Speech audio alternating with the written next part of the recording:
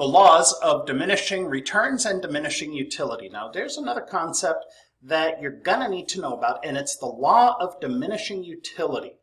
The marginal utility, the usefulness of another factor of production or another factor of consumption, beyond a certain point becomes less and less useful. Now, the takeaway from this is that more is not always better. Total utility is the benefit you receive from the consumption of all the goods. That's the total utility. The marginal utility is the benefit you receive from consuming one more good. Now, consuming, if I go and buy a pair of shoes, I am consuming, no, I'm not going to eat the shoes, but I am a consumer, I am consuming those shoes.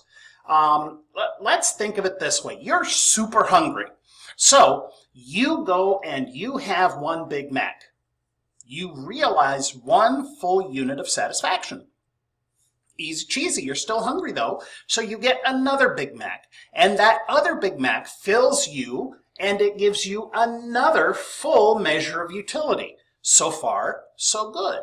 But at Macs 3 and 4, you are not getting as much satisfaction from each Mac as you did from the first or the second ones. Your utility, your marginal utility, is starting to decrease.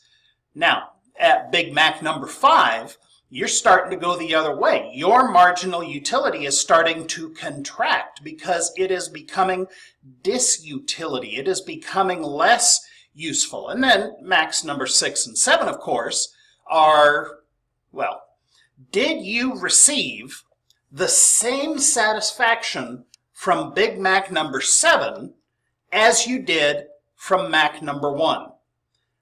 That's a question of marginal utility. A question of total utility, did you get satisfaction from all 7 Macs? The law of diminishing returns is pretty much the same thing. However, instead of a marginal unit of consumption, you're adding a marginal unit of production. So you're going to have total returns and diminishing returns. The more employees that you throw at a problem, the less you are going to get a full measure of return from each of those employees until you get to the point where you get maximum yield and you experience negative returns. This is a case of diminishing marginal utility. In a capitalist society, as opposed to the others we're going to be covering in Section 3, each consumer holds ultimate power in their hands. They determine which products will live and die by their choices based on utility and cost-benefit analysis. The term voting with dollars is not just a hollow phrase, it's what drives our economy. You are the ultimate judge of how your money is spent. You determine what you want to buy, from whom you will buy it, in what quantity, and when. The concept that underlies this is that consumer pressure can be brought to bear against companies that upset the consumer. Step back in the Wayback Machine with me. In 1880 in Ireland, in Mayo County, there was a land baron who held vast tracts of land and had Irish tenant farmers. The farmers asked for lower rents and other protections from exploitation, but the owner wouldn't hear of it, so the farmers refused to work his land. Shops and repairmen would not serve his needs, and neighbors shunned him in the community for these actions. His name? Charles Boycott. Now, consumers who do not like the practices of a certain company boycott that company, hoping their actions will compel them to change.